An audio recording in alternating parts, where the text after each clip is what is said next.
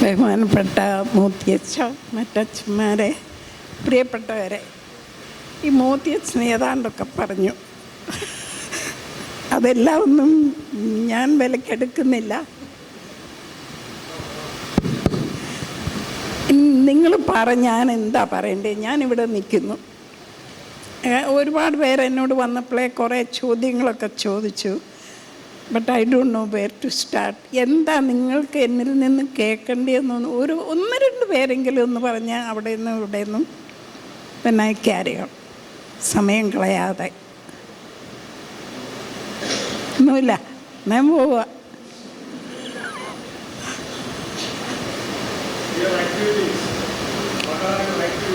Okay. പിന്നെ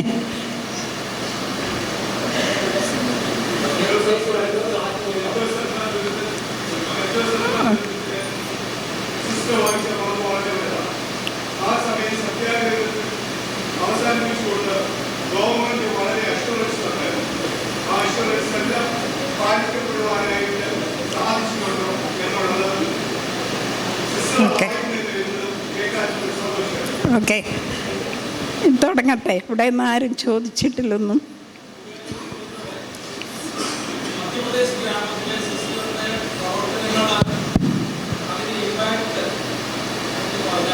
okay, ഇതെല്ലാം പറയണമെങ്കിൽ എനിക്കെൻ്റെ 85 വർഷത്തെ ജീവിതയാത്ര പറയണം. കാരണം ഞാനിവിടെ എങ്ങനെയാണ് വന്ന് പെട്ടുപോയെന്നുള്ളത് അത് നിങ്ങൾ അറിഞ്ഞില്ലെങ്കിൽ എന്നെ മനസ്സിലാക്കാൻ പറ്റുകയില്ല. ഇവിടെ ആരെങ്കിലും പ്രണയിച്ചിട്ടുണ്ടോ? ഉണ്ട്. പ്രണയിച്ചിട്ടുള്ളവരുടെ ക്ലോസ് ഫ്രണ്ടായിട്ട് അവരുടെ കൂടെ നിന്ന് എല്ലാം അനുഭവിക്കുകയോ ചെയ്തിട്ടുള്ളവർക്ക് എന്നെ മനസ്സിലാവുള്ളൂ. ഞാനൊരു പ്രണയ ജീവിതമാണ് ജീവിച്ചത്. പക്ഷെ എൻ്റെ പ്രണയം തുടങ്ങിയത് 3.5 വയസ്സുള്ളപ്പോൾ. കേൾക്കത്തില്ല? 3.5 വയസ്സുള്ളപ്പോൾ ഞങ്ങൾ 2 ഇരട്ടകളായിരുന്നു. ആദ്യത്തേത് അത് 7 മാസം പോലും ആകാതെ ജനിച്ച് മമ്മയുടെ വീട്ടുകാർ പെട്ടിയിൽ ഹോട്ട് വാട്ടർ ബാഗിൻ്റെ ഇടയ്ക്ക് വെച്ച് ജീവിപ്പിച്ചു. അപ്പം 3 വയസ്സ് വരെ മമ്മയുടെ വീട്ടിൽ, അന്നത്തെ കൊച്ചി രാജ്യത്താണ് ഞങ്ങൾ ജീവിച്ചത്. ഞങ്ങൾ ആദ്യത്തെ 2 കുടുംബത്തിലെ ആദ്യത്തെ പേരക്കുഞ്ഞുങ്ങളായിരുന്നു. 3 വയസ്സ് കഴിഞ്ഞപ്പം പപ്പ ഞങ്ങളെ പാലായിലേക്ക് കൊണ്ടുവരുന്നു. ആ യാത്ര മുതൽ ഏകദേശം തുടക്കമുണ്ട്, അത് ഞാൻ നീട്ടി പറയുന്നില്ല. പക്ഷേ ഇവിടെ വന്ന് കുറച്ച് നാൾ കഴിഞ്ഞ് പപ്പ കൂടുതലും ജയിലിലായിരുന്നു, സ്വാതന്ത്ര്യ സമരത്തിലൊക്കെ. അതും ഒളിച്ചു പോയതാ, പള്ളിയൊന്നും അനുവദിക്കുകയില്ല, വീട്ടിലെ എൻ്റെ ഗ്രാൻഡ് ഫാദറും അനുവദിക്കുകയില്ല. അതുകൊണ്ട് 3 കൂട്ടുകാർ ഒളിച്ചു പോയി സ്വാതന്ത്ര്യ സമരത്തിൽ ചേർന്നു, ജയിലിൽ കിടന്നു. പിന്നെ ഇടയ്ക്കൊക്കെ വിട്ടു വരുമ്പം ഞാൻ പപ്പയുടെ കൂടെ ആയിരുന്നു കിടക്കുന്നത്. പപ്പ കുറേ കഥ പറയും. ഒരു ദിവസം കഥ പറഞ്ഞ് ഗാന്ധിയപ്പൂപ്പനെ കോട്ട് വലിച്ചൂരി എറിഞ്ഞിട്ട് ഒരു മുണ്ട് കൊടുത്ത് ഒരു ചെറിയ പുതപ്പും പുതച്ച് ചെരുപ്പ് തടി കൊണ്ടുള്ളത് ഇട്ട് നടന്ന് ദൂരെ ഒരു വലിയ ജനക്കൂട്ടത്തിൻ്റെ ഇടയിലേക്ക് മറഞ്ഞു. എൻ്റെ പ്രണയം തുടങ്ങിയത് അവിടെയാണ്, ഗാന്ധിയോടല്ല.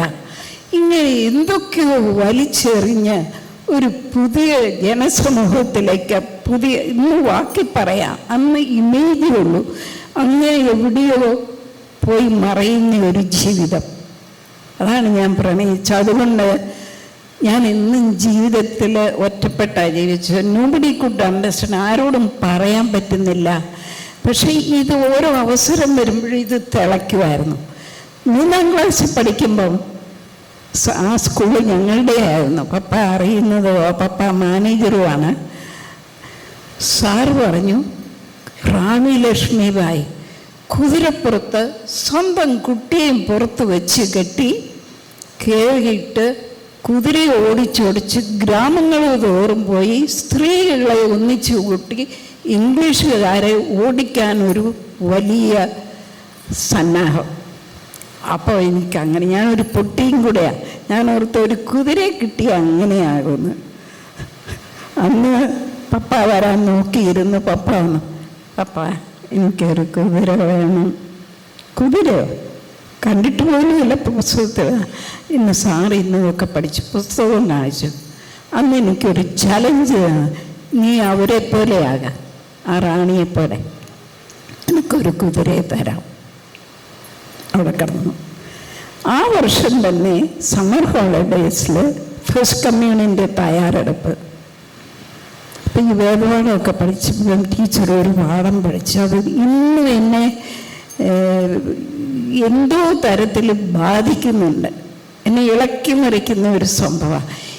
ഈ യേശു മന്ദിരത്തിലേക്ക് വന്നിട്ട് ചാട്ടവാറ കൊണ്ട് അടിച്ചോടിക്കുന്നു ആളുകളെ. എനിക്കിപ്പോഴും കാണാം ആ പാടത്തിലുള്ള പടം. ആളുകൾ, പക്ഷിക്കുഞ്ഞുങ്ങൾ, പെട്ടിയും സാധനങ്ങളും എല്ലാം വായുവിലിങ്ങനെ പറക്കുന്ന പോലെ ഈശോ പുറകെ ഓടുന്നു, ആളുകൾ ഓടുന്നു. അപ്പം എന്നെ വേദന, ഈശോ പാപം ചെയ്തല്ലോ. പപ്പ അതെന്താ? ആദ്യ സ്കൂളിൽ ചോദിച്ചപ്പോൾ എനിക്ക് എപ്പോഴും ഒരു ചോദ്യമാണ്, ഈ കുട്ടി അവിടെ ഇരി. തീർന്നു. വീട്ടിൽ ചെന്ന് പപ്പായോട് ചോദിച്ചു, പപ്പ ഈശോ പാപം ചെയ്തല്ലോ, ഈശോ ദേഷ്യപ്പെട്ടു, അതെന്താ? അപ്പം പറഞ്ഞു, ആരാധനാലയം വൃത്തികേടാക്കിയത്. അങ്ങനെയാണ് മനസ്സിലാക്കിയത്. പക്ഷേ പിന്നീട് ഞാൻ ഈ ഗ്രാമങ്ങളിൽ ജീവിക്കുമ്പോഴും ഇപ്പോഴും എനിക്ക് മനസ്സിലാകുന്നത് ഈശോ ഭയങ്കര ഫോഴ്സായിട്ടുള്ള ആളായിരുന്നു. ഈ കൊച്ചു മനുഷ്യരുടെ ചൂഷണം വ്യാപാരികളാണ് നടത്തുന്നത്. ഇന്നും എൻ്റെ വില്ലേജിൽ വ്യാപാരികളായിട്ട് ഞാൻ മധ്യപ്രദേശ് കുറേ പേർക്ക് ലാൻഡ്, ആദിവാസികളുടെ ലാൻഡ് മറ്റുള്ളവർക്ക് കൊടുക്കാൻ പാടില്ല, കടം കൊടുത്ത് തിരിച്ചു കൊടുക്കാൻ മേലാത്തപ്പം ഫേക്ക് നെയിമിൽ രജിസ്റ്റർ ചെയ്തെടുത്ത് പലതും തിരിച്ചു കൊടുപ്പിച്ചു. നല്ല ഓഫീസേഴ്സ് ഉണ്ടായിരുന്നുകൊണ്ട് അങ്ങനെ പറ്റി. അതിൻ്റെ ശത്രുതയെ അനുഭവിക്കുന്നു. പക്ഷെ ഇയാൾ ഇത് മനസ്സിൽ നേരത്തെ കണ്ടു. എന്നും ഇത് എങ്ങനെയെങ്കിലും ഫസ്റ്റ് കമ്മ്യൂണിയന് ഒരിക്കൽ പറഞ്ഞു, ഈശോ ആദ്യം വരുമ്പം എന്ത് ചോദിച്ചാലും അത് സാധിക്കും. ഞാനന്ന് തലയും കുനിച്ച് നിന്ന് ഈശോയോടൊരു സൂത്രം പറഞ്ഞു, കുറച്ച് കാര്യങ്ങൾ. തീ കൊണ്ട് എൻ്റെ നെറ്റും മുടിയും എല്ലാം കത്തി, ആരോ എന്നെ രക്ഷപ്പെടുത്തി. അന്ന് ആൻറ്റിമാരൊക്കെ എന്നെ ഒരിക്കലൊക്കെ പറഞ്ഞു, നിനക്ക് വലിയ അഹങ്കാരം, നീ വലിയ മിടുക്കിയല്ലേ, ആ ജോയി പാവം, അവനൊന്നും സംഭവിച്ചില്ല, നിൻ്റെ അഹങ്കാരമാണിങ്ങനെ. ഉള്ളിൽ ഒതുക്കി കരഞ്ഞു. പപ്പ വീണ്ടും വിളിച്ചു, എനിക്കെന്താ ഇത്ര ബോധമില്ലാതെ. ഞാൻ ഈശോയുടെ ഒരു സൂത്രം പറയുമായിരുന്നു. എന്താ സൂത്രം? സൂത്രം എന്ന് പറഞ്ഞാൽ സീക്രട്ട്. എനിക്കും ആ മൂച്ചും ചുണയും ഒക്കെ ഇഷ്ടപ്പെട്ടു കേട്ടോ, എന്നെ അതുപോലെ ആക്കണം, അപ്പം ഞാനും കാണിക്കാം.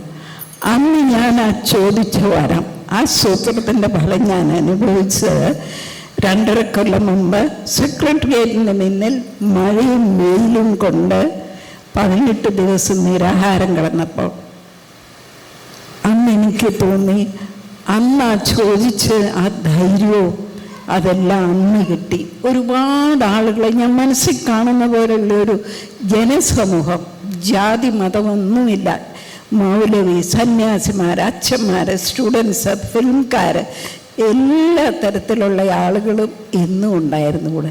പിന്നെ ഈ എൻഡോസൾഫാൻകാർ, അമ്മമാരും കുട്ടികളും രാത്രി മുഴുവനും യാത്ര ചെയ്ത് ഒരു ദിവസം ഒന്ന് കൂടെ ഇരിക്കാൻ.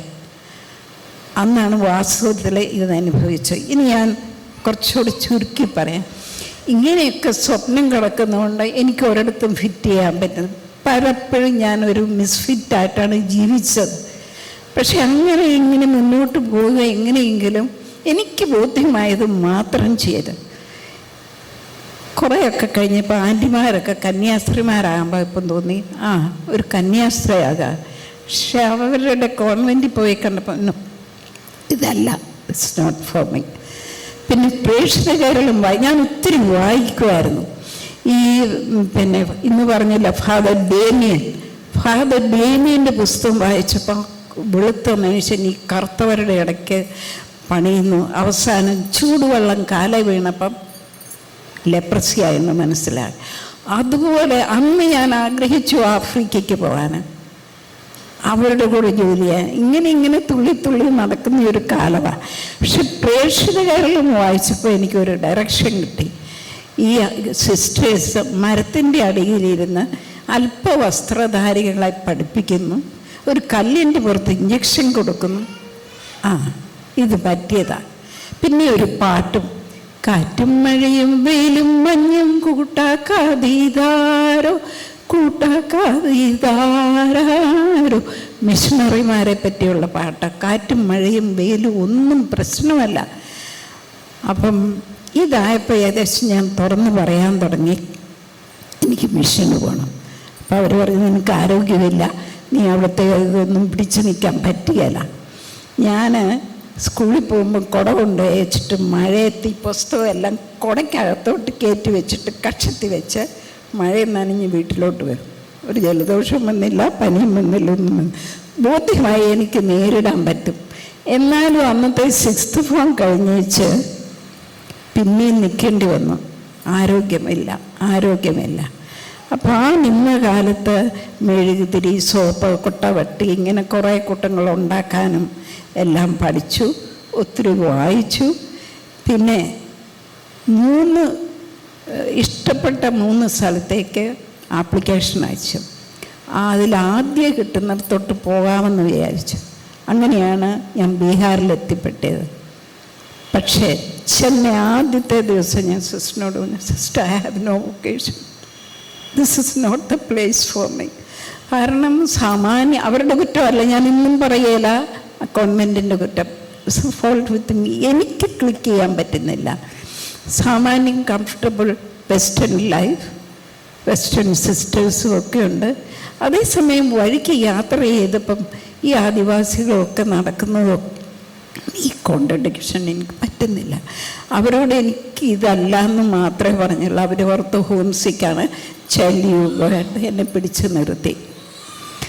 കുറച്ച് പഠിച്ചു കഴിഞ്ഞാൽ ഒരു ഡോക്ടറാണ് എന്നെ ഒരുക്കി, നീ നല്ല മിടുക്കിയാണ്, പല കാര്യങ്ങളിലും കഴിവുണ്ടെന്നും പറഞ്ഞു. അങ്ങനെ BSc പഠിക്കാൻ പുറത്ത് വിട്ടു. എല്ലാം മറന്നു, പഠിച്ചു.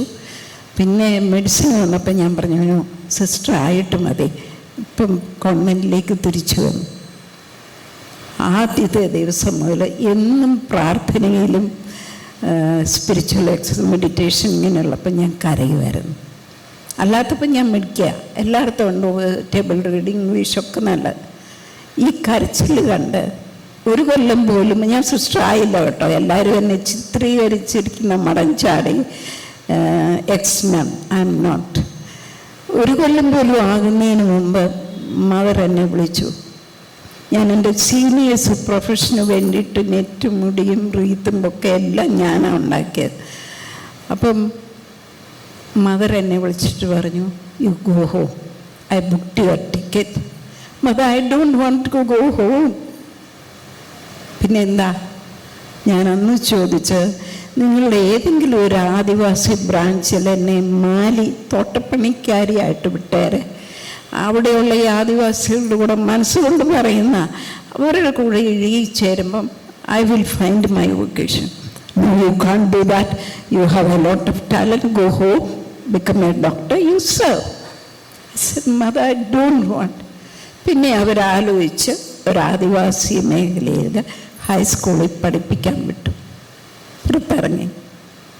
ആരുമില്ലെന്ന് കൺസൾട്ട് ചെയ്യാൻ ചോദിക്കുകയാണ്. അന്ന് മുതൽ ഇന്ന് വരെ ഞാൻ എൻ്റെ യാത്ര എവിടെയാണ് ഞാൻ ഫിറ്റ് ചെയ്യുന്നത്, എങ്ങോട്ട് പോകണം, എന്ത് ചെയ്യണം എന്ന് എപ്പോഴും അന്വേഷിച്ചുകൊണ്ടിരിക്കുക. എങ്ങനെയും അവിടെ ഇവരെ പഠിപ്പിക്കാൻ നല്ല ഒരു ലാബ് ഉണ്ടാക്കി, നല്ല റിസൾട്ട് ഉണ്ടാക്കി. ആദിവാസികൾ എപ്പോഴും സയൻസിന് തൂക്കും. അപ്പം സന്തോഷമായെന്ന് ഓർക്കും. പക്ഷേ ഐ വാസ് നോട്ട്.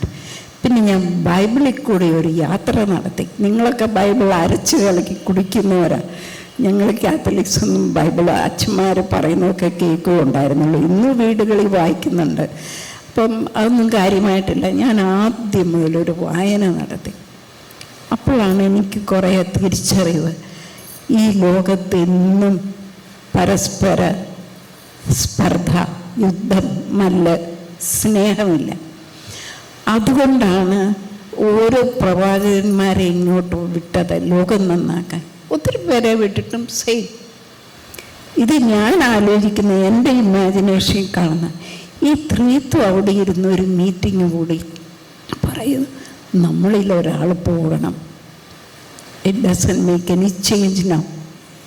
അപ്പോൾ son say Baba I will go. The spirit says അപ്പോൾ ബാബ പറയുന്നത്, നീ വലിയ ദൈവമായിട്ട് അങ്ങോട്ട് പോയിട്ട് കാര്യമില്ല. You have to become like one of them. And spirit says Baba I will go with him. ഞാൻ ഇങ്ങനെയാണെന്ന് കാണുന്ന ഫസ്റ്റ് ക്രിസ്മസ് ഞാൻ എപ്പോഴും ചോദിക്കുന്ന ഒരു ചോദ്യമായിരുന്നു, why did you do that? Why you choose that way? ദൈവമല്ലേ, ഏതെല്ലാം വഴിയുണ്ടായിരുന്നു. എന്നിട്ടും ഇതെല്ലാം കഴിഞ്ഞ് ഇൻസെക്യൂറായിട്ട് കുറെ കറങ്ങി നടന്നിട്ട് ഈ കാർപ്പൻ്ററുടെ കൂടെ ജീവിക്കുന്ന ആ കാലം, ചുറ്റുവട്ടം നടക്കുന്നതെല്ലാം കാണുന്നും കേൾക്കുന്നുമുണ്ട്. അങ്ങനെയല്ല, എല്ലാം സാച്ചുറേറ്റ് എന്താണെന്ന് മനസ്സിലാക്കാൻ I don't know where I to should start. മരുഭൂമിയിലേക്ക് പ്രാർത്ഥിക്കാനാണ് പോകുന്നത്. ബാബ ഒന്ന് പറയുക, എവിടെയാണ് ഞാൻ തുടങ്ങേണ്ടത്, എന്ത് ചെയ്യണം? പ്രാർത്ഥിച്ചുത്തരം കിട്ടിയപ്പോഴാണ് തിരിച്ചു വരുന്നത്.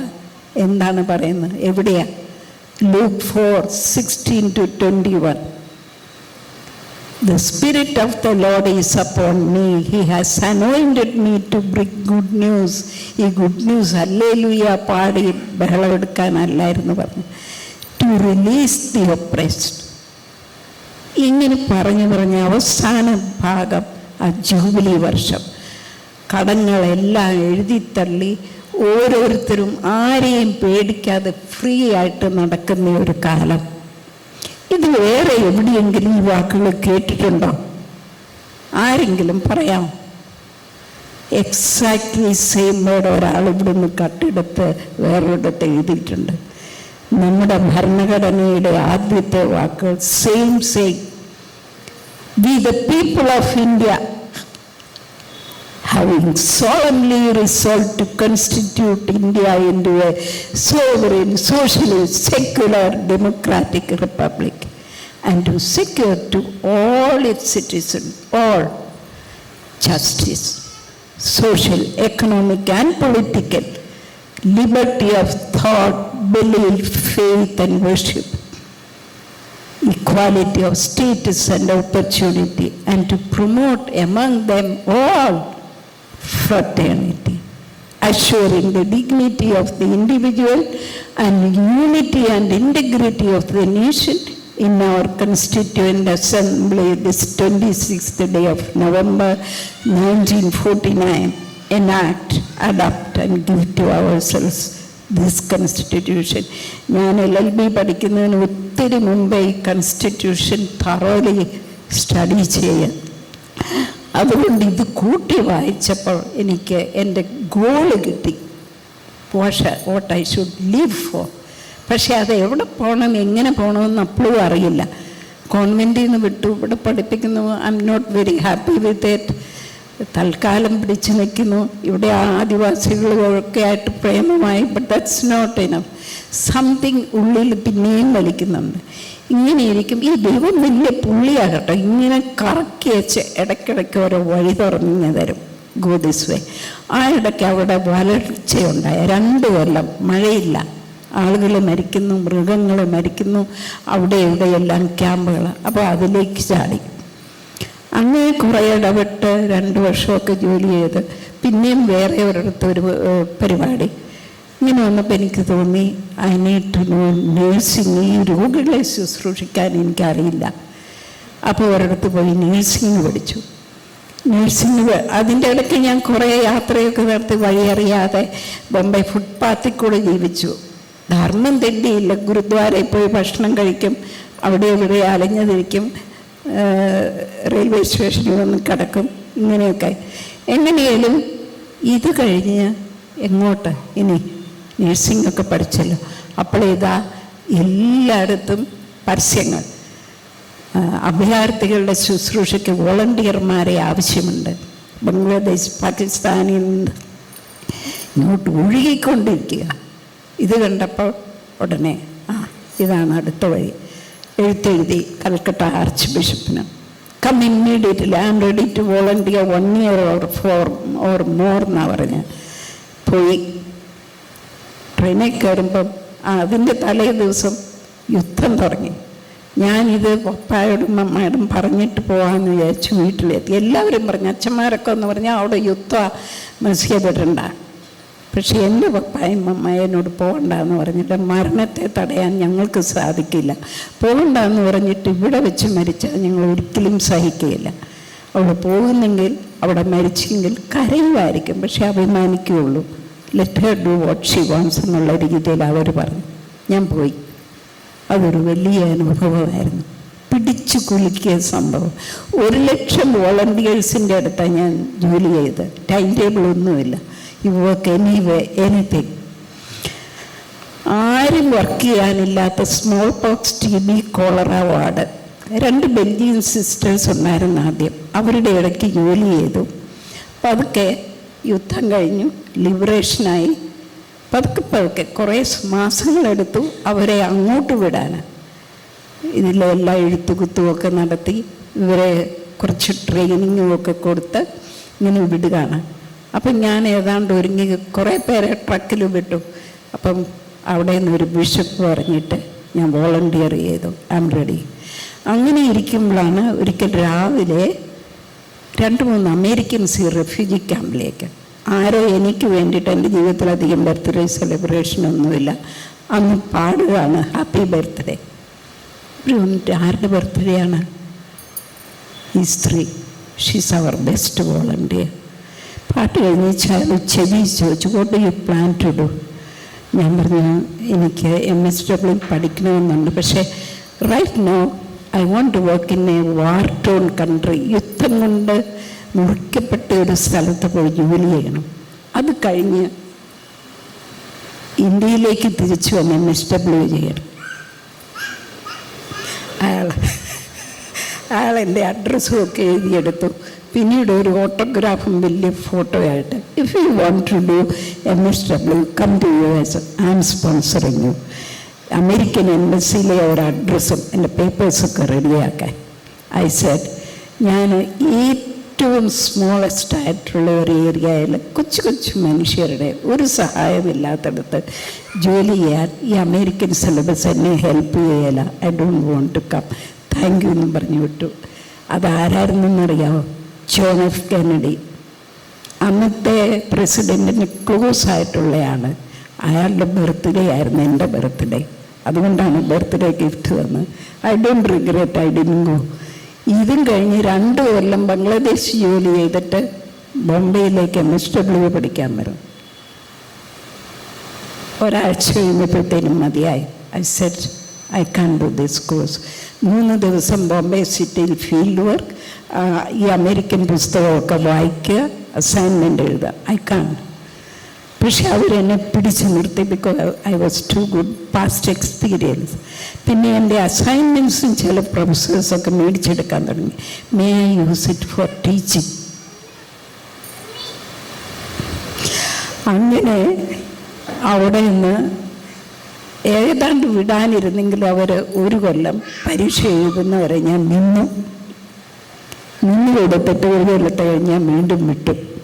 Because I was not interested. പക്ഷേ ഞങ്ങളുടെ കോളേജ് വളരെ നല്ല കോളേജാണ്. എൻ്റെ കോൺവെൻറ്റ് പോലെ. ഞാൻ ഇന്നും എൻ്റെ കോൺവെൻറ്റിൻ്റെ കരിസമാണ്. Need of the time is the will of God. ഇവിടെ ഈ കോളേജുകാർ പതുക്കെ സിലബസ് മാറ്റി rural, tribal, indigenous social work എല്ലാം ആക്കിക്കഴിഞ്ഞ് 7ാം വർഷം ഞാൻ വന്ന് സെക്കൻഡ് ഇയർ ജോയിൻ ചെയ്തു. അപ്പോൾ അവർ പറഞ്ഞു, എങ്ങോട്ട് വേണേലും book for your research and field work, കൂട്ടൊന്നും വേണ്ട, we know your group performance. അങ്ങനെയാണ് ഞാൻ മധ്യപ്രദേശിൽ വന്നു സെക്കൻഡ് ഇയർ ചെയ്തു. ഇവരുടെ ഇടയ്ക്ക് ജീവിച്ചുകൊണ്ട് ഫീൽഡ് വർക്ക് ചെയ്തു, റിസർച്ച് ചെയ്തു. ഇത് കഴിഞ്ഞ് പിന്നെ ഇതിൻ്റെ ഇവിടെയാണ് ഞാൻ എൻ്റെ വഴി കണ്ടുപിടുത്തത്. I was happy. ഇവിടെ 5 രൂപയ്ക്ക് കൂലിപ്പണി ചെയ്ത്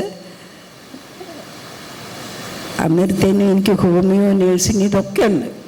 അവരുടെ ഇടയ്ക്ക് ബാബേ 5 രൂപ അല്ലെങ്കിൽ 2 കിലോ മേസും കൊണ്ട് കൂലിപ്പണി ചെയ്ത് ഇങ്ങനെ ജീവിക്കുമ്പോഴാണ് പോയിൻറ്റ്സ് കിട്ടുന്നത് ഇടപെടാൻ. കൂലിയുടെ ഇടയിലാണ് ഞാൻ ആദ്യം ഇടപെട്ടത്. ഫോറസ്റ്റുകാരുടെ കൂലി കിട്ടാത്തതിലുള്ള പ്രതിഷേധം. എനിക്കപ്പോഴത്തേക്കും കളക്ടറും ഒക്കെ ആയിട്ട് നല്ല ദൈവം ഇങ്ങനെ ഓരോന്ന് അറേഞ്ച് ചെയ്തു. IAS വന്നപ്പം അവരുടെ ഗൈഡാക്കി വിട്ടു. അങ്ങനെ എല്ലാം ഗവൺമെൻറ്റിൻ്റെ എല്ലാ പരിപാടിയും അറിഞ്ഞു, കൂലിയുടെ റേറ്റ്. അപ്പോൾ അത് വെച്ച് ഇവരെ കോൺസെൻട്രൈസ് ചെയ്തു. പിന്നെ ഇവിടെ ഞാൻ വന്നു ചേർന്ന വില്ലേജ് സ്കൂളില്ല. ഇവർ പറയുന്ന എല്ലാ വില്ലേജിലും സ്കൂളുണ്ട്, ഇലക്ട്രിസിറ്റി ഉണ്ട്. ഈ IAS പറയുന്ന കളക്ടറുടെ അടുത്ത് ഇവിടെ സ്കൂളില്ല എന്നുള്ള കാര്യം. ചിലടത്ത് സ്കൂളുണ്ട്, പക്ഷേ നോബഡി ഗോസ്, ടീച്ചേഴ്സ് വരുന്നില്ല. അങ്ങനെ ഇവിടെ ആദ്യം കുടിവെള്ളം, പിന്നെ പതുക്കെ ഒരു സാർ വന്നു. ഫെബ്രുവരിയിലാണ് സാർ വരുന്നത്, സ്കൂൾ അടയ്ക്കാറായി. എന്നാലും അപ്പം പ്രായമുള്ളവർ പഠിക്കണം. ഞാൻ അവർക്ക് വേണ്ടിയിട്ട് ലിറ്ററസി തുടങ്ങി. ആർക്കായൊന്നുമല്ല, ഹക്ക്, അവകാശങ്ങൾ, ലീഗൽ ലിറ്ററസിയാണ് ഞാൻ തുടങ്ങി. അവകാശങ്ങൾ വെച്ച് തെരുവ് നാടകങ്ങളൊക്കെ വെച്ച് ഇങ്ങനെ ആക്ഷൻ. ഞാൻ കൂടുതൽ ഹ്യൂമൻ റൈറ്റ്സിൽ ഇടപെട്ടു, ഇനി നീട്ടുന്നില്ല. അങ്ങനെ ഇടപെട്ട് ആളുകൾ ഒത്തിരി വളരെ സ്മാർട്ടായി. അവർ തന്നെ പറയാൻ തുടങ്ങി. പോലീസ് സ്റ്റേഷനിൽ നേരത്തെ എന്ന് വിറച്ചുകൊണ്ട് കടലാസ് കൊടുക്കും. ഇപ്പം ഞങ്ങൾ പോയി കസേരയിലിരിക്കും, FIR കോപ്പി ചോദിക്കും. അപ്പോൾ അവർക്കറിയാം ഇവർക്ക് ബുദ്ധിയുണ്ട്, അവർ പേടിക്കും. FIR കോപ്പി തരും. എൻ്റെ പല്ല് പോലും പോയത് ഒരു പെണ്ണിന് വേണ്ടിയിട്ട് 498 സ്ത്രീധന കേസിൽ FIR എഴുതാഞ്ഞിട്ട് പിരിച്ചുവിട്ടത് പോയി FIR കോപ്പി ചോദിച്ചതിനാണ് ഒരു പോലീസ് ഇടിയും വലിയും കുത്തും എല്ലാം നടത്തി വലിയ സംഭവമായത്. അവിടെ എങ്ങനെയാണ് ആരും ചോദിക്കാനില്ല, പറയാനില്ല. പക്ഷേ ഇവർക്ക് ഇത് ബോധ്യമായി. നമുക്ക് ഈ അറിവുകൾ, അതും ചന്തയിലൊക്കെയാണ് FIR എങ്ങനെയാണ് എഴുതിയത്, തെരുവ് നാടകം വഴി അവരെല്ലാവരും മനസ്സിലാക്കാൻ തന്നെ. അത് അവർക്കൊരു ശക്തിയായി. അങ്ങനെയായി. ഇങ്ങനെ കുറേ ആയ പിന്നെ ഒരു സ്കൂള് സർക്കാർ വേണ്ടാന്ന് പറഞ്ഞെടുത്ത് പഞ്ചായത്ത് പ്രസിഡന്റ് സ്കൂള് നടത്തി 4 കൊല്ലം കൊണ്ട് 5ാം ക്ലാസ് ബോർഡ് പരീക്ഷയ്ക്ക് ഇരുത്തി പിള്ളേരെ. എന്ന് തന്നെയല്ല, 2 കൊല്ലം കഴിഞ്ഞപ്പം ഹമാര അഖ്ബാർ ന്യൂസ് പേപ്പർ കണ്ടിട്ടില്ലാത്ത ഒരു ന്യൂസ് പേപ്പർ എഴുതാൻ തുടങ്ങി. ഇങ്ങനെയൊക്കെ ആയി പേരായപ്പം ആ സ്കൂള് പിടിച്ചെടുക്കണം. സ്കൂൾ പിടിച്ചെടുത്തോട്ടെ, ഗവൺമെൻറ് നടത്തിക്കോട്ടെ. പക്ഷേ ഈ ടീച്ചറിനെ വിടാൻ എൻ്റെ കൂടെ ഒരാൾ കൂടി, അവളെ പിരിച്ചു വിടാൻ പറ്റിയല്ല. അതിന് പിന്നെയും നിരാഹാരം. ഹൈക്കോർട്ടിൽ കേസൊക്കെ നോട്ടീസ് കൊടുത്തപ്പോഴേ കളക്ടർ അപ്പോയിൻമെൻറ്റ് കൊടുത്തു. ഇന്ന് ആ സ്കൂള് ഡിസ്ട്രിക്റ്റിലെയും ബ്ലോക്കിലെയും വൺ ഓഫ് ദ ബെസ്റ്റ് സ്കൂളാണ്.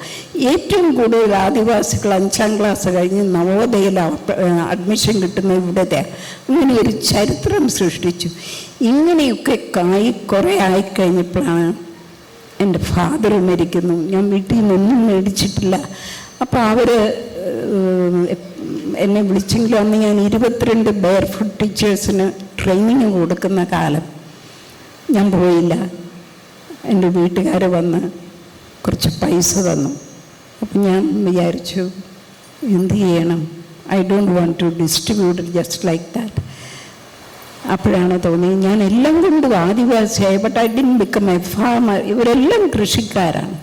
അങ്ങനെ കൃഷി ചെയ്യാനായിട്ടാണ് ഇവിടെ ഇപ്പോഴും താമസിക്കുന്ന ഒരു വില്ലേജിലേക്ക് വന്ന്.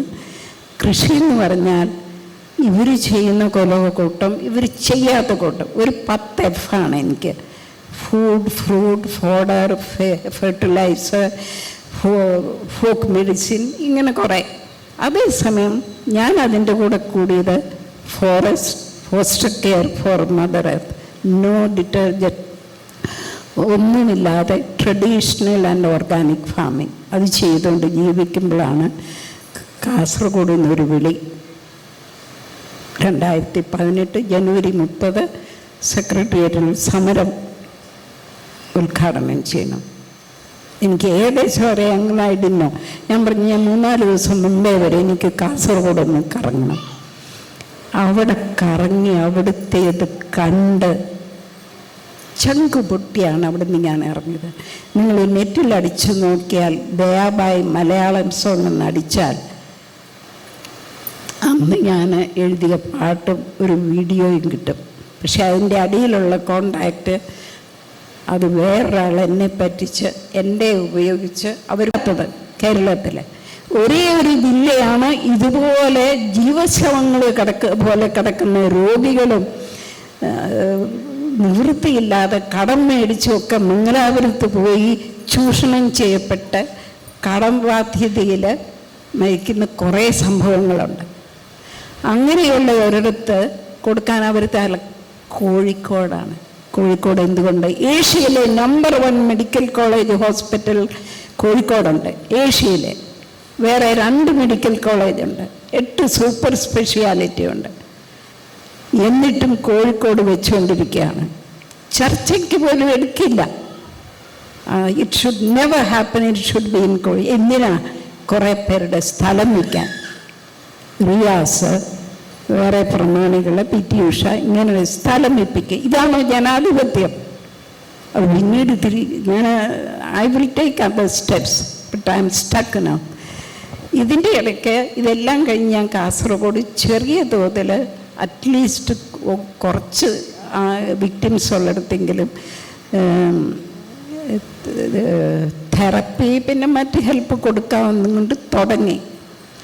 ഒരു ട്രസ്റ്റും തുടങ്ങി. പതുക്കെ വീടുകളൊക്കെ കയറി ഇറങ്ങിയപ്പോഴാണ് മനസ്സിലായത് ഇവിടെ വരുന്നതെല്ലാം ഓട്ടിസം പിള്ളേർ. അവർക്ക് ഗവൺമെൻറ് സ്കീം ധാരാളമുണ്ട്. അതേസമയം ചുറ്റുവട്ടം എൻഡോസൾഫാൻ കുട്ടികൾ എഴുന്നേക്കാൻ പോലും മേലാതെ വീടുകളിൽ കിടക്കുന്നു. വെറുതെ therapy and many things to do. അതുകൊണ്ട് എന്ന് തന്നെയല്ല ഈ ട്രസ്റ്റിലുള്ള 2 പേര് ബാക്കി എല്ലാവരെയും കുത്തിത്തിരിച്ച് അവരങ്ങ് നടത്തുന്നു. അതുകൊണ്ട് ട്രസ്റ്റ് പൊളിക്കും, വേറെ രീതിയിൽ ഇനി നടത്തണം. അതൊരു ഫേക്കായിപ്പോയി. കേരളത്തിൽ വർക്ക് ചെയ്യാൻ എളുപ്പമല്ലെന്നും മനസ്സിലാക്കി. ഏതായാലും ഐ വിൽ ഗോ അഹെഡ്. ഇവർക്ക് വേണ്ടിയിട്ട്, ഇവർക്ക് തൊഴിൽ ആർട്ടിക്കിൾ 21 അനുസരിച്ച് അന്തസ്സോടെ ജീവിക്കാനുള്ള സാഹചര്യങ്ങൾ അവർ കൊടുക്കാൻ, മറ്റുള്ളവരുടെയൊക്കെ സഹായം കൊണ്ട് എങ്ങനെയെങ്കിലും ഇനിയും അതിലേക്ക് ഇറങ്ങും. ഒക്ടോബർ ആകുമ്പോഴത്തേക്കാണ് ഞാൻ പതുക്കെ എൻ്റെ സ്ഥലത്ത് നിന്ന് വേറൊരു കൂട്ടരെ ഏൽപ്പിച്ചിട്ട് പൂർണ്ണമായിട്ടും ഇങ്ങോട്ട് മാറാൻ ഉദ്ദേശിക്കുന്നു. ഇത്രയും തൽക്കാലം പറയുന്നു. പിന്നെ വേറെ ഏതാ ചോദ്യങ്ങൾ? ഞാൻ ചെയ്തിരുന്ന മധ്യപ്രദേശിൽ ആളുകൾക്ക് എൻ്റെ ആവശ്യമില്ലെന്ന് എനിക്ക് മനസ്സിലായി. They are well educated. Every village നല്ല പ്രൈമറി സ്കൂളുണ്ട്.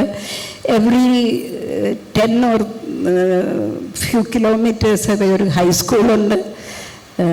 അവർക്ക് സൈക്കിൾ കിട്ടും. വീട്ടിൽ നിന്ന് 3 കിലോമീറ്ററെങ്കിലും ദൂരെ പോകണമെങ്കിൽ ഇങ്ങനെയൊക്കെ സൗകര്യമുണ്ട്. People are studying. പിന്നെ അധികവും ഇപ്പം പുറത്തേക്ക് പോകാൻ തുടങ്ങി. So I think I don't need to be there. പിന്നെ ഈ കൃഷി മാത്രമാണ് അത് ആ നിലയിൽ കൊണ്ടുപോയി. ഇന്നത്തെ എൻ്റെ മനസ്സിലെ കാഴ്ചപ്പാട്, നല്ല മനുഷ്യ സമൂഹം പ്രകൃതിയെ സംരക്ഷിക്കുക.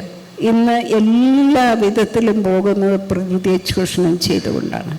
അപ്പോൾ എൻവയോൺമെൻ്റൽ പ്രൊട്ടക്ഷൻ എന്തിനാണ് ഈ UN പോലും കഴിഞ്ഞ കൊല്ലം മില്ലറ്റ്സ്, ഈ ചെറുധാന്യങ്ങൾ, ചാമ, വരക്, ഇതിന് പ്രാധാന്യം കൊടുത്ത് ദെർ ഈസ് എ റീസൺ. ഇത് ഇവരുടെ എല്ലാം സാധാരണ കൃഷിയായിരുന്നു. അത് നഷ്ടപ്പെട്ടുകൊണ്ടിരിക്കുക. അതുകൊണ്ട് എൻ്റെ സ്ഥലത്ത് ഞാനത് മാത്രമാണ്. ആരോഗ്യത്തിനും മറ്റ് പ്രകൃതിയിലെ നമുക്ക് ഇലക്ട്രിസിറ്റി വേണ്ട, പമ്പിങ് വാട്ടർ നോ, മഴയോടുകൂടി ഇത് കൃഷി ചെയ്യുക. അങ്ങനെയൊക്കെ ഒരുപാട് കാര്യങ്ങൾ ഇനി പ്രകൃതിയെ രക്ഷിക്കാനാണ് എൻ്റെ അതിൻ്റേതായിട്ടുള്ള വിക്ടിംസോടുകൂടിയും ചെയ്യാൻ. അതുകൊണ്ട് അങ്ങനെ പോകുന്നു. ഇനി നിങ്ങൾക്ക് വേണമെങ്കിൽ ചോദിക്കാം. ഞാൻ സാധാരണ ഒരു നാടകം ചെയ്യുന്ന, പക്ഷേ മുഴുവൻ നാടകം ചെയ്യുന്നില്ല. നിങ്ങൾക്ക് കാസർഗോഡിലെ കാര്യം ചോദിച്ചുകൊണ്ട് ഒരു 2 വിക്ടിം, ഞാൻ കാസർഗോഡിൻ്റെ അമ്മയെന്ന് പറയുന്നതിന് പകരം 1-2 വിക്ടിംസിനെ ഞാനിവിടെ കൊണ്ടുവരും. If you can wait.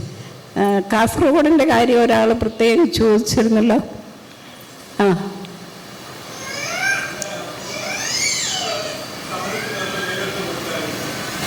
നേതൃത്വമല്ല, ഞാൻ തന്നെയായിരുന്നു നിരാഹാരം കിടന്നത്.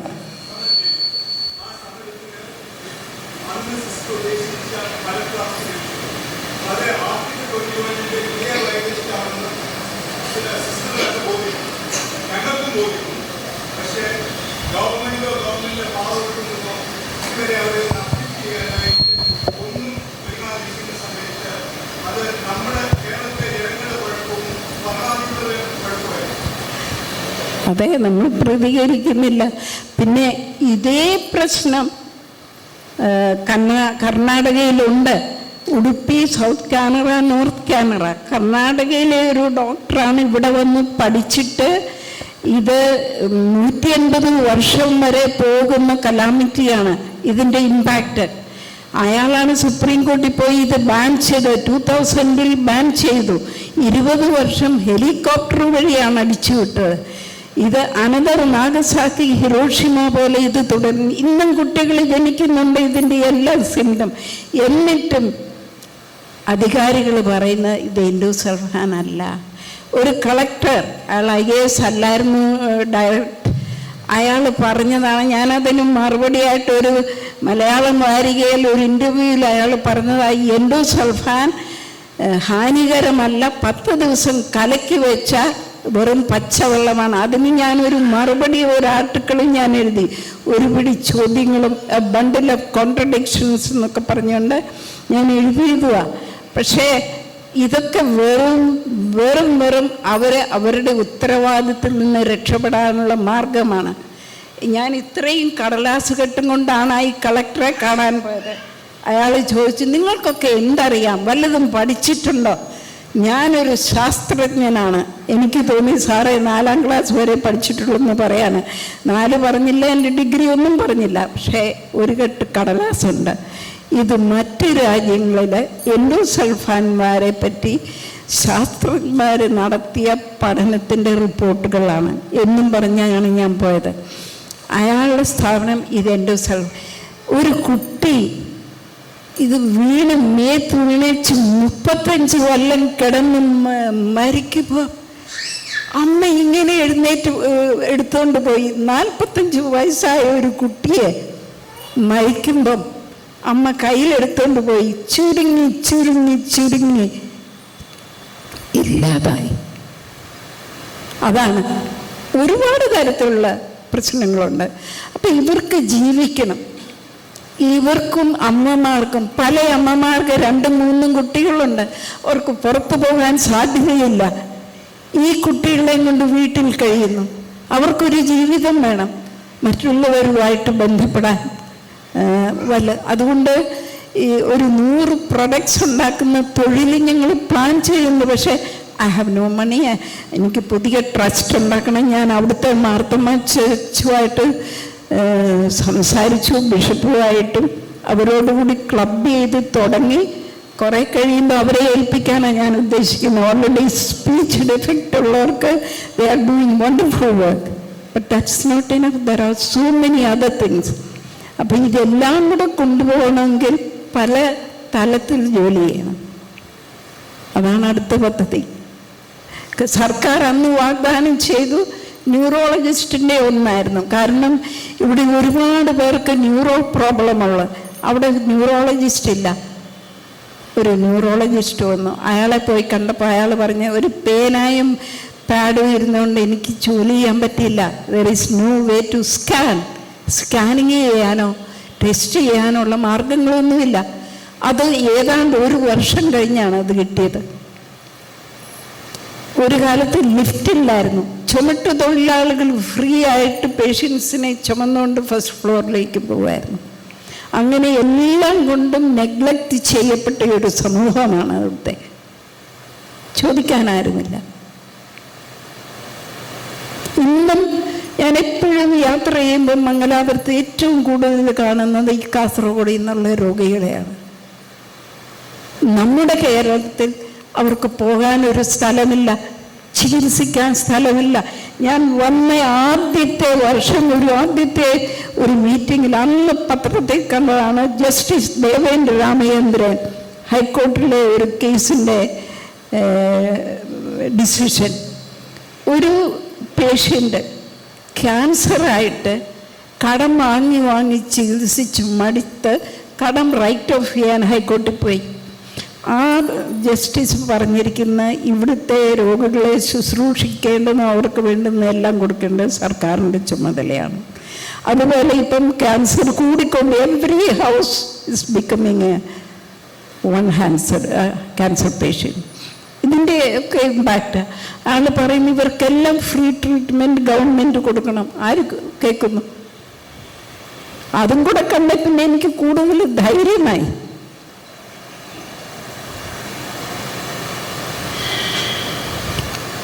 ഇത് ഇന്നും ഈ പെൻഷൻ തുക പലയിടത്തും കിട്ടുകയില്ല. കഴിഞ്ഞ 2 വർഷം ഓണത്തിൽ ഇലയിട്ടുകൊണ്ട് അമ്മമാർ സമരം ചെയ്തു. ഇലയിലിടാനൊന്നുമില്ല, മാസങ്ങളായിട്ട് പെൻഷൻ കിട്ടുന്നില്ല. അതും കർണാടകയിൽ ആ ഡോക്ടറുടെ ചുമതലയിൽ ഓരോ രോഗിക്കും 2000 രൂപ മാസം ഫ്രീ ചികിത്സ. അമ്മയോ അച്ഛനോ ഇല്ലാത്തവർക്ക് ഒരു റീഹാബിലിറ്റേഷൻ സെൻ്റർ, അവർക്ക് വേണ്ടുന്ന തെറപ്പിയോ ട്രെയിനിങ്ങോ ചികിത്സയോ കൊടുത്ത് അവർക്ക് സ്വന്തം കാലിൽ നിൽക്കാൻ അവർ ഒരുക്കുന്നു. ഇവിടെ കേരളത്തിലോ തർക്കിച്ചിട്ടിരിക്കുകയാണ്. ഇവർ എൻഡോസൾഫാൻ അല്ല, ഇവർ പോളിയോ ആണ്, അതാണ് ഇതാണ്. അവരുടെ കുറ്റമല്ലാതെ അവരങ്ങനെ ആയതാ. നമ്മൾ കേരളക്കാർക്കെല്ലാം ഒരു ചുമതലയുണ്ട്. We have to give them a life. എന്താ പറയാനുള്ളത്? 2 രോഗികളെങ്കിലും കാണണോ കാസർഗോഡിലെ? വേണ്ട.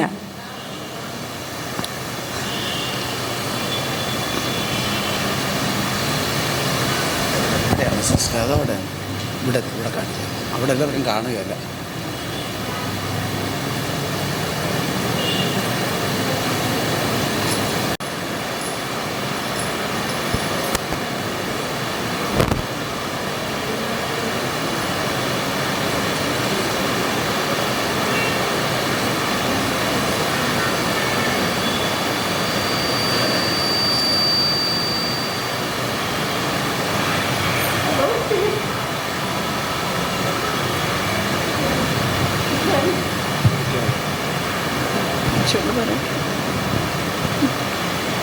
എൻ്റെ പേര് ശീലാവതിയുടെ അമ്മയെന്നാണ്. ഷീലു എൻ്റെ മോളായിരുന്നു.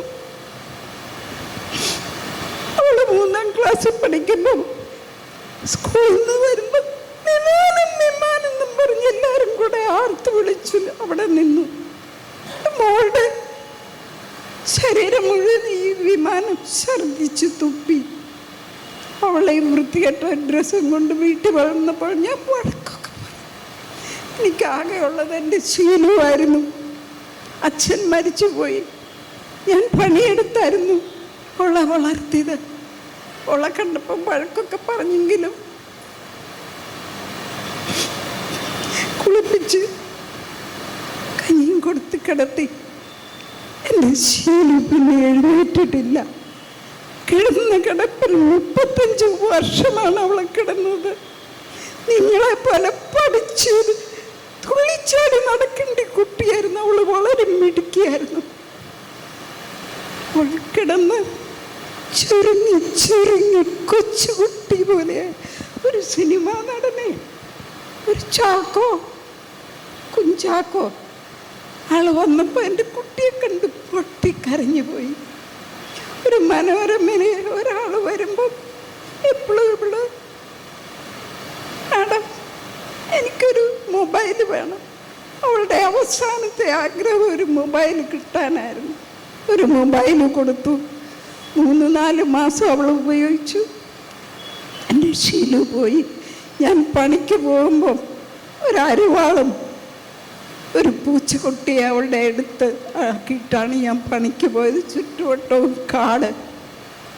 എവിടെയെങ്കിലും ഒരമ്മ സ്വന്തം കുട്ടിയെ ഒരു പൂച്ചയെ ഏൽപ്പിച്ചിട്ട് പോകുമോ? എനിക്ക് ഗതികേടുണ്ടായി. അവള് 47ാമത്തെ വയസ്സിൽ പോകുമ്പോൾ ഇങ്ങനെ എടുത്തുകൊണ്ട് പോയത്. ഇതെൻ്റെ 5ാമത്തെ പൂച്ചയാണ്. എൻ്റെ ശീലുവിനെ നോക്കി. ശീലു പോയി കഴിഞ്ഞപ്പോൾ ഇവൾ എന്നെ വിടുന്നില്ല. എന്നെപ്പറ്റി പറ്റി നിൽക്കുക. ഞാൻ പറയുന്നു, എൻ്റെ സൽമാൻ, ഇത് മരുന്നല്ല, ഇത് വിഷം തന്നെ. ഇതിനെ ദൂരെ നിർത്തണം.